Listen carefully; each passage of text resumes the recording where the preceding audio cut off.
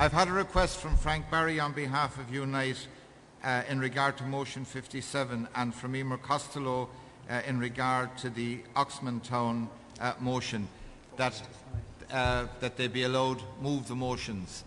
They weren't in the hall when the motions were called. Now I have some sympathy because of the way the debate has been conducted. Is the conference agreeable that we give that facility to both Frank and Emer? Sorry? Agreed? Agreed. So I'll call Frank.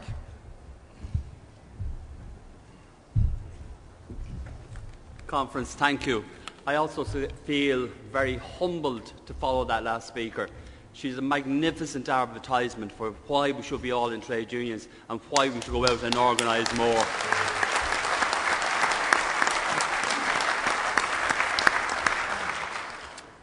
Conference, I'm speaking to motion 57 and thank you for the opportunity to do it.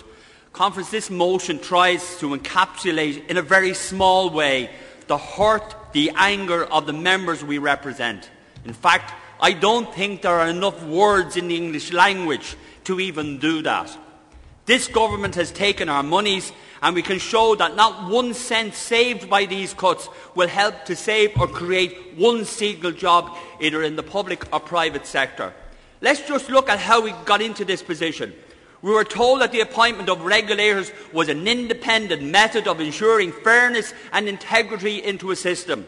What we didn't expect was that these regulators would sit on their hands and enjoy a cosy relationship with the central bank.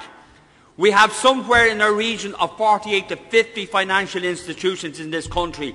Not one of them has ever been inspected in an unscheduled way. In fact, all were given advance notice of when these inspections would take place.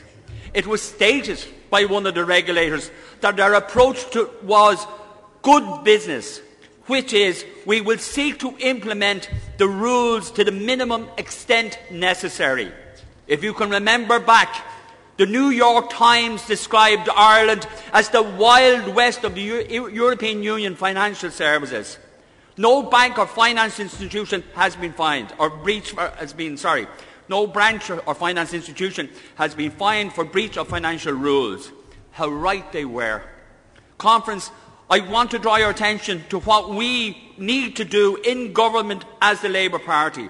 We must demonstrate to the people that Labour and government will provide the finances. And some maybe it's $1 billion. We now rattle this off like snuffer awake, but it is probably going to go into the billions, to support what I would call the new emerging technologies that are being developed in our world today.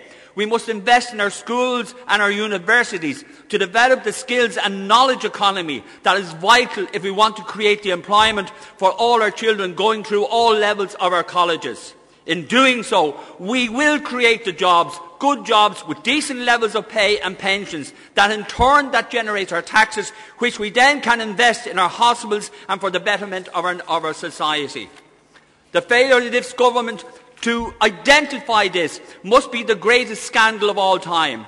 Taking monies from the public sector workers and pouring into the sewer of corrupt banks. I listened to what our party leader said one day, and he said, it is economic treason. Thank you for your time.